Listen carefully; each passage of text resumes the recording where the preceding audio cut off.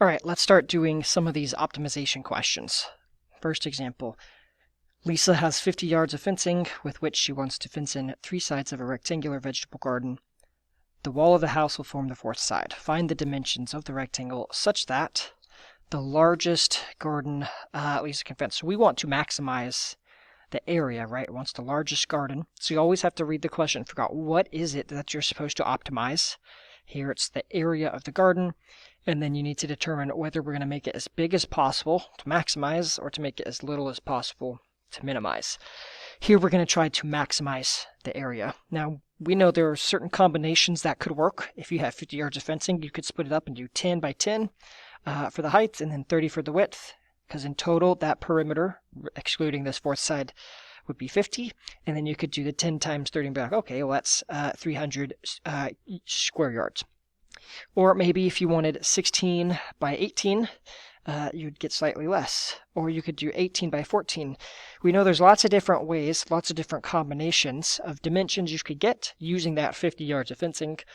But we're going to try to figure out what's the combination that's going to give us the biggest area. And it may not necessarily be a whole number, it may be a decimal. So there's infinitely many things, right? 10 and 30 is one combination, 16 and 18, 18 and 14. There's lots of combinations that could work, and so guessing and checking would not be very practical because there's infinitely many combinations. Well, not infinitely many, but there's a lot. I guess infinitely many if you consider all the decimals, but we want to use calculus to very specifically target and find what that ideal or what that optimal combination is going to be. So let's go through this first question, and then we'll pick up on the next page with the next example. Okay, so we think we're going to start off with this parameter that it gives us, 50 yards of fencing. So first thing I would always do, if it does not give you a picture, I would always try to draw a picture. Here, we do have a picture, house is spelled wrong. Should have an E. And we got this dimension, which we're going to call X, and there's 2 of them. And then we have this dimension, the width. You don't have to use X and Y. That's just what this particular example is using.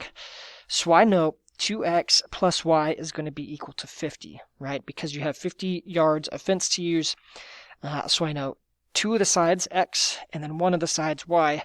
If I add them together, that should be 50. It's like the perimeter, except you're not using the 4th side. It's just that sum of the 3 side lengths.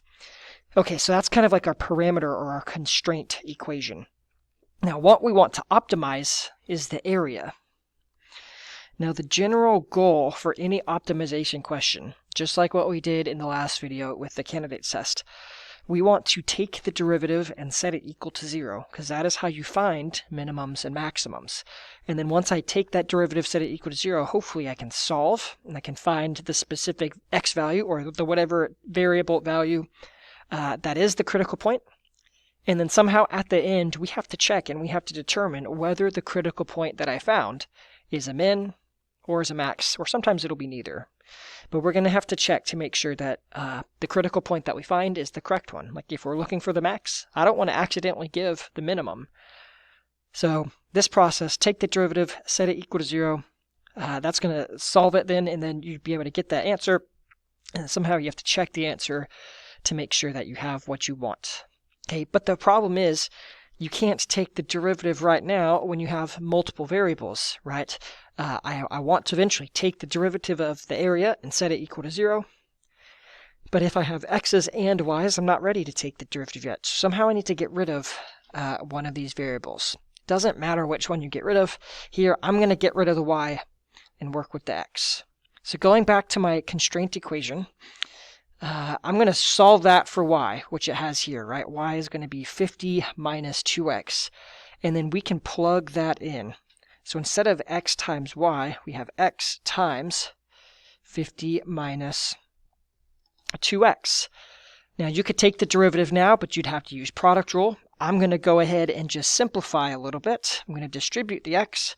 So now I'm going to get this area equation based only on the variable x, area defined by x. And it's going to be 50x minus 2x squared. So I started off with the equation that had x's and y's. That was a problem. So then I substituted in for one of the variables, and now I have the area equation based on only the one remaining variable. And now I'm pretty much good to go for the calculus. I'm going to take the derivative, set it equal to 0, and solve, because that is how we find extrema. Okay, so let's go a prime. The derivative of 50x would be 50. The derivative of 2x squared would be 4x. So I take the derivative, then I'm going to set it equal to 0. So here 50, add the 4x over. 50 divided by 4 looks like x is going to end up being 12.5. And if x is 12.5, we know I don't want another a, I want a y. We know y is going to be 50 minus 2x. So here we can figure out that the y value is going to be 50 minus 25. We know the y value is 25. So I've got a combination, the x being 12.5, the y being 25. We know that that combination is your stationary point. It's your critical point. We know that this specific combination of the dimensions makes the derivative equal to 0. But minimums and maximums both do that. Both of them have horizontal tangents. So I need to do something to confirm whether this set of combinations maximizes the area, because I don't want to accidentally give the answer that minimizes it. Now, of course, this answer, or this question only has one answer, so that is the correct answer. But in general, always do something to check. We could do a first derivative test. We could try to make a sign chart and be like, oh, okay, it changes from positive to negative, which would double check and would confirm that you have a max. Or if you were looking for a minimum, you would need negative to positive. So you could confirm that it's a max or min based on the first derivative test. Let's see, that's your first derivative test.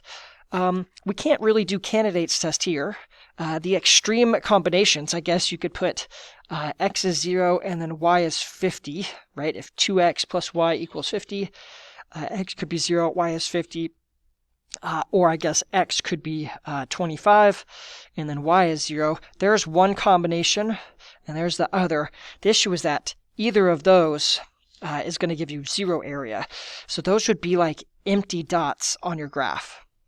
So the candidates test isn't really helpful when you only have the one logical candidate. So let's do a second derivative test. Okay, we have the first derivative, it was 50 minus 4x. Let's check this answer. Am I on the screen? Nope. Okay, let's scroll it over a little bit. So I'm going to use, you could do a sign chart and you could check it with the first derivative test. That's fine. But I think the second derivative test, we need more practice with it, and it's typically the fastest way to check. So we're going to use second derivative test. You can do anything, though. You can do the first derivative test, you can do your candidates test, or you can do your second. But here I think your second derivative test is, I think, the easiest way. Okay, so here's my first derivative. Let's go find the second derivative. Derivative of 50 is 0. The derivative of negative 4x is negative 4. So then the second derivative at my specific point, when your x value is 12.5, it's negative 4. Of course, the second derivative is constant. I know that negative 4 is less than 0. If the second derivative is less than 0, that means the graph is concave down. And since the graph is concave down and you know that it's a critical point, you know it's going to confirm that we will have a relative maximum at that spot. So once you find your answer by taking the derivative and setting it equal to 0, you need to do something to check or to justify or to verify that the answer you have is the one you want. All you know for sure is that this set of combinations, the x value being 12.5 yards, and then the y value being 25 yards, I know that that combination of dimensions makes the derivative 0, but you need to do something to differentiate between whether that being a max, which we want, or whether that being a minimum producing set of combinations, which we would not want. So you need to do something to check, either the first derivative test, or potentially do your candidates test, or sometimes I think the second derivative test is the easiest way. But here we did the second derivative test. Okay, let's move it over. On the next page, it's going to show us, or it's going to have kind of a general step-by-step process for us. Now, we've already done this question, so I'm not going to redo all this. But in general, this kind of helps you work through any optimization question. First thing you would do is sketch a picture if possible, and then based on the question, try to identify all of the unknowns with a symbol, either an X or a Y or whatever. The second thing would be determine which quantity is to be maximized or minimized. Right here it was the area, it was the size of the garden. Determine the objective equation that expresses Q, so that was the area formula. And then also you need that constraint equation. So you need two equations. I guess here was the fixed one with the 2x plus y having to be 50. And then you have the constraint equation that you could use to plug in, right? So there better be two equations. One of them you're going to actually do the calculus with, and then the other one you're going to use to make a substitution. Okay, so let's kind of fill this out. We have the house. First thing we did was just draw a picture. So that was X, that was X, that was Y. You didn't have to use X and Y. That was just what I did. And so we know what quantity is to be maximized or minimized. It was the area. And then specifically, I wanted to maximize it. So somehow I need an area equation, right? So let's see, detect the objective equation that expresses Q as a function of the variable. So here the area would be X times Y. And then your constraint equation, that was your 2x plus y equals 50. Since that one had too many variables, you use this secondary equation to isolate and to solve for one of the variables. Then you could plug it back in, and then you have your area based only on the one variable. So it's x, 50 minus 2x, which we simplified into 50x minus 2x squared. So all of that is kind of the leading up to it. And then here was your part 5. Right here is your calculus. You're taking the derivative, set it equal to 0. Then you solve it. And then, of course, you need to find the other combination, right? We had x was the 12.5 yards, and then the y was the 25 yards. Now, not written in this is kind of the 7th step, which would be to check.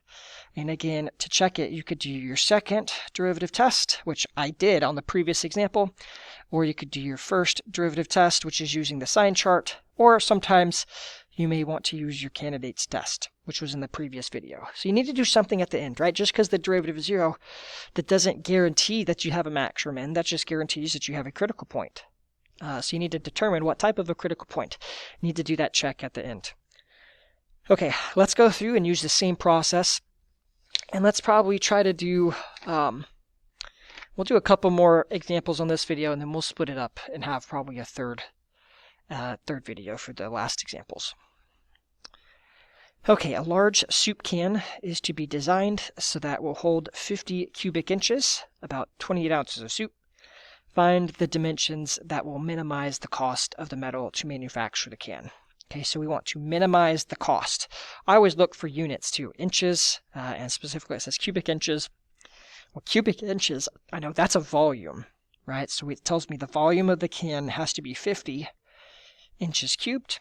And hey, like if the volume is fixed, that's going to be my scratchwork equation. That's going to be your constraint equation, the one that's going to tie your two variables together and is going to enable you to make a substitution, get rid of one, and switch it to the other.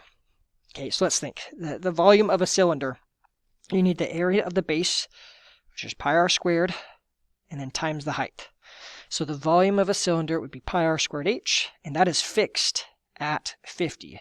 You're not going to take the derivative of the volume, right? You're not trying to optimize volume. The volume's fixed. So that's my scratchwork secondary equation. What I'm trying to minimize is the cost, or in terms of the dimensions of this can, that would be more closer to this surface area, right? If you minimize the surface area, then you're going to use less metal, and then you'd have the cheapest, right? So really what we want to do is minimize the surface area. And so I'm somehow going to need a surface area equation, which is going to start off with two variables. Then I'm going to use this secondary scratchwork equation to make the substitution, tie the two variables together and get rid of one. And then once I get this surface area defined only by one variable, eventually the goal is to take the derivative of your surface area and then set it equal to 0. Okay, so that's kind of the big picture. I want to take the derivative of the surface area, set it equal to 0. But before I can do that, I need the surface area equation. Then I need to get it to one variable, and then we'll be ready to go. So let's start. Here's your surface area. It's 2 pi r h. You got the circumference times the height. That's your lateral area, 2 pi r h.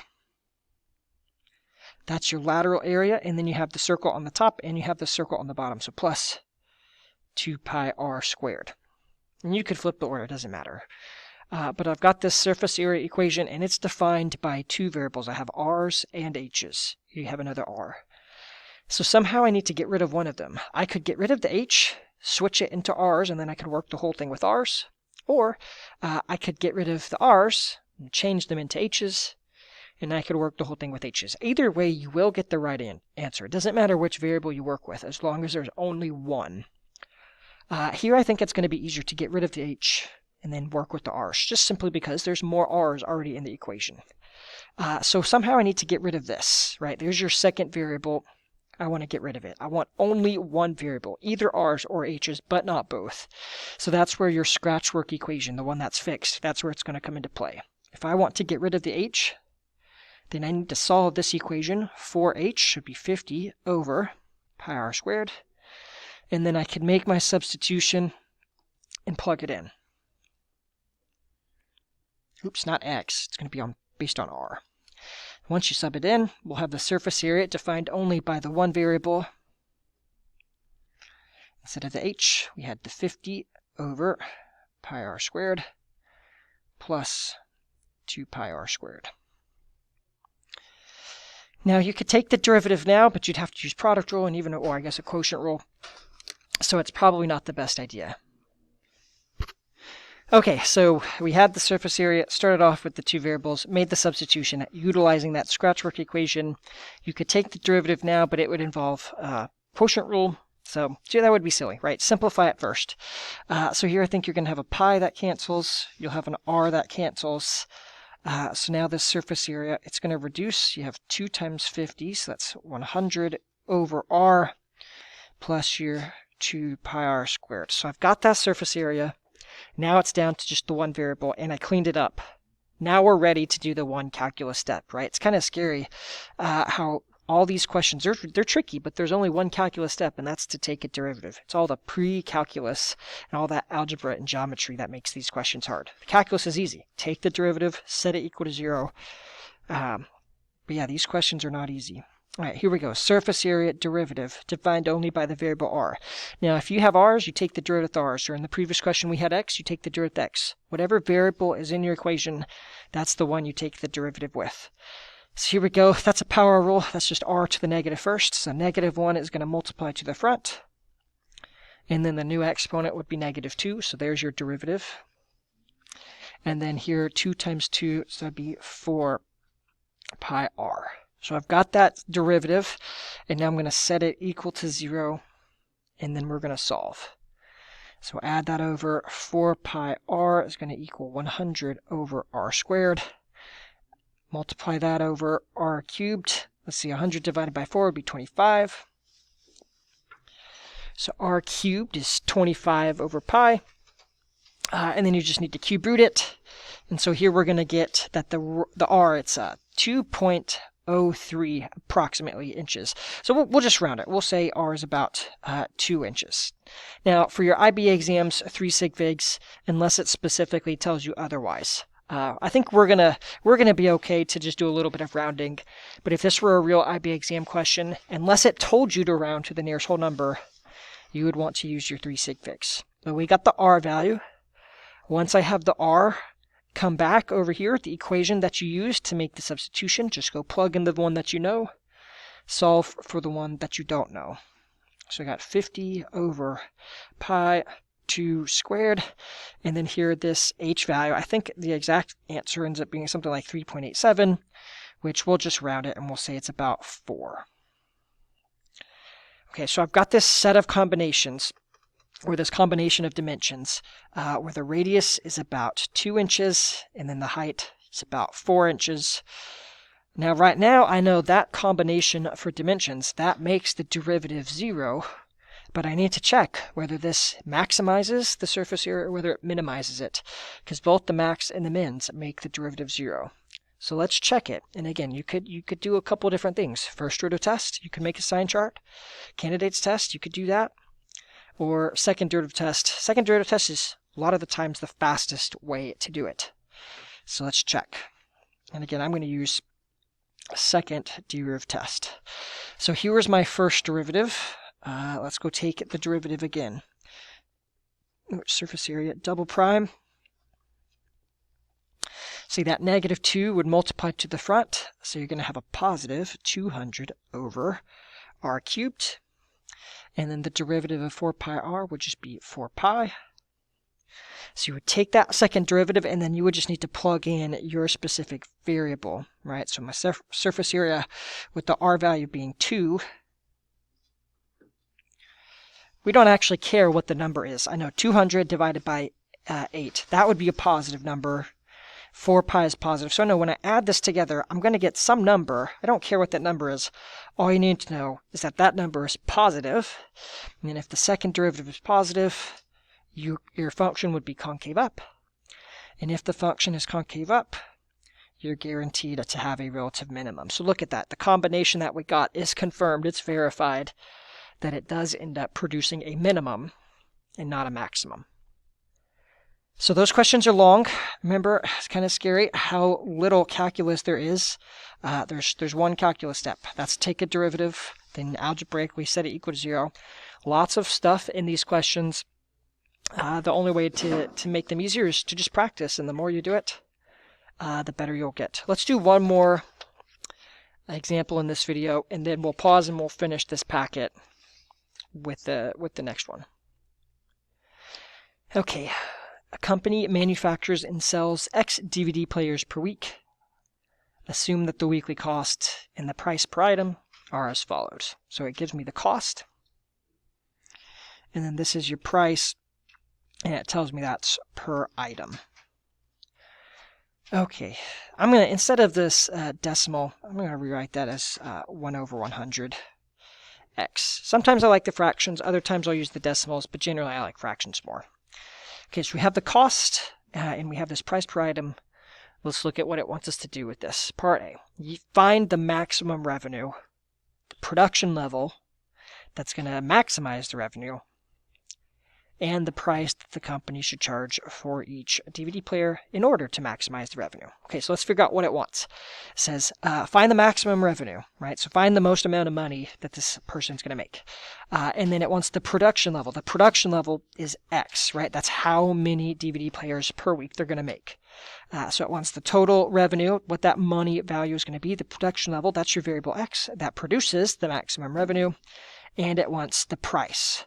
So it wants the R value, the revenue, it wants the X value, that maximizes it, and it wants the cost, the price per item that they should charge in order to do that. We'll get to part B in a little bit. Let's do the part A. All right, well, first things first, let's get it straight, right? We want to maximize the revenue. The units for revenue would be dollars, money. So here, this price function, that's price per item. So the units on that P function, that would be dollars per item. If I wanted to somehow get dollars per item, and I wanted the units to somehow land up with just being dollars, what I'd have to do is take the cost per item, then I'd have to multiply it by the number of items. Like if you sell each DVD player for $50, the number of DVD players times 50 would give you that total revenue, how much money comes in. So it's not just a P function. You're going to actually have to take, in order to get the revenue, you're going to have to take X times the P function. P is how much money they're charging, right? So the cost per item that they're charging. Then you have to take that cost per item, multiply it by the number of items, and then that's going to give you the amount of money that's coming in, right? That's your revenue. That's your inflow of money. Okay, so let's start off. What do we have? I'm going to take the X, and then my P function was 100 minus 1/100th of X. You could take the derivative, but that's silly. Distribute first. So I've got 100x minus 1 over 100. x squared. So I've got a revenue function, and it's already one variable. How wonderful is that? So I'm ready to do my calculus, right? I'm going to do the one calculus step, which is to take the derivative. It'd be 100 minus, that's going to be 1 over 50, and right, 2 over 100 would be 1 over 50x. So I take the derivative, we're going to set it equal to 0, and then we're going to solve it. Let's see, multiply the 50 over, so it looks like the x is going to be 5,000, and then the units would be DVD players. So right now what we've done is this, right? We got the production level. They should produce 5,000 DVD players in order to maximize revenue. We're still going to have to check, right? We're still going to have to check to make sure that that produces a max and not a min. But let's see, we got the x value. Now let's go back and find what that revenue would be. So R of 5,000, just plug it in here, probably. Just pretend I have this calculator, pretend I have this all typed into Y1 in my graphing data calculator, and then I could just evaluate it. If you were to plug in 5,000 into this revenue function, you would end up getting 2,500 or 2,500. Oh, yeah, 250,000. That's the number I was trying to say, which means your maximum revenue is $250,000. That's the total amount of money that comes in if you're selling 500 DVD players. And then, of course, I need to get the price per DVD player. So let's plug in the 5,000 into your P function. So 100 minus 0.01 times 5,000.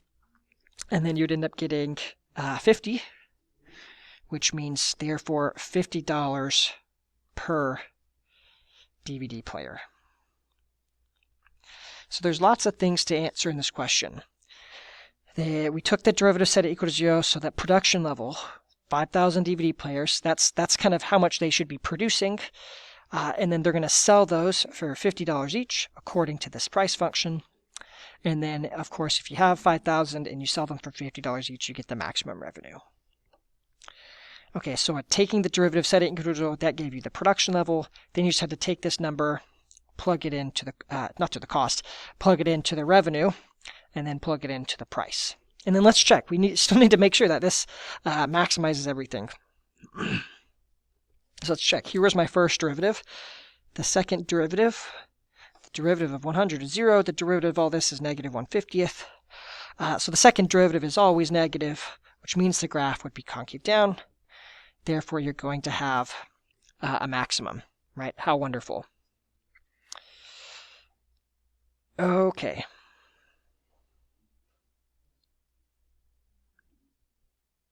Let's move on to the next one. Pardon me, sorry. Brain spaced out for a minute.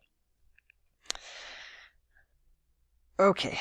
Find the maximum profit, the production level, that's going to maximize the profit, and then the price. So again, it's going to want the x value, it's going to want the p of x, but now it wants a profit. I'm going to call that capital P. So we had the lowercase p, that was the price, and we'll call the capital P is the profit. Okay, well, conceptually, we know profit, the net gain of money, that's your revenue minus your cost, right? It's the amount of money that comes in, subtract the amount of money that goes out, right? It's your net balance. So here I would need to take your revenue function minus the cost function. Okay, so let's set it up. P of x, capital P. The revenue we already had from part A. The revenue was 100x minus 1/100th x. And then minus, and then the cost function was given to me at the very beginning. So we had 20x minus 10,000.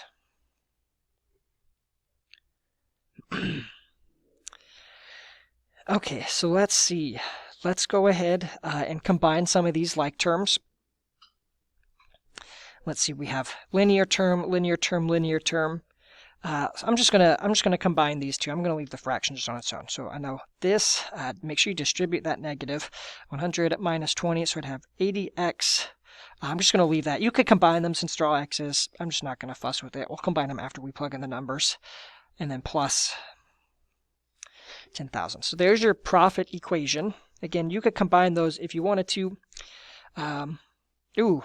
I guess no, you couldn't combine it. I'm missing something, right? It should have been a squared. That's why I didn't have them combined on my answer key. That makes sense. So good. We have the 80x, which these two would combine, and then that term is quadratic. Okay, so there we go. So there's my profit equation. Again, that was the inflow money, the revenue, minus the outflow, the cost. Then we just distribute the negative, combine my like terms. And that one's nice. It's already defined by the one variable. So here we're going to do the calculus step, which is to take the derivative. It's going to be 80 minus 1/50th of x, which again we would set equal to 0. So here I'm going to have 80 equals 1 over 50x. Multiply the 50 over. And it looks like your x value for this particular combination, right, when we're maximizing the profit, looks like the critical point for the profit is going to be 4,000 DVD players. Right, so always make sure you're answering everything. That's the production level. Now that I know the production level, I need to figure out what is the maximum profit, and then I also need the price per item that they're going to charge. Let's check this one first. Right, I guess you should check before you do anything else.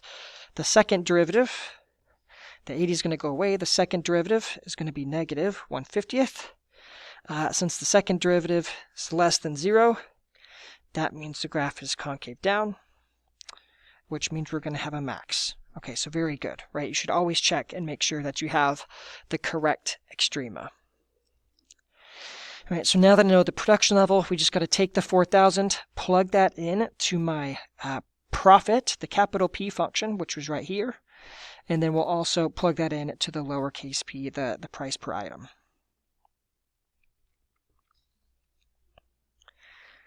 Okay, so let's go take this production level, let's plug it in. Just imagine I have this typed into my calculator. If you plug 4,000 in for this profit equation, you would end up getting 1,000 or 170,000. So I know the max profit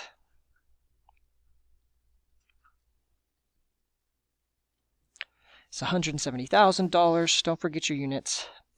And the price, if you were to take 4,000 and then plug it back into this original price equation, you would get 60. So it looks like they should charge $60 per DVD player in order to maximize the profit.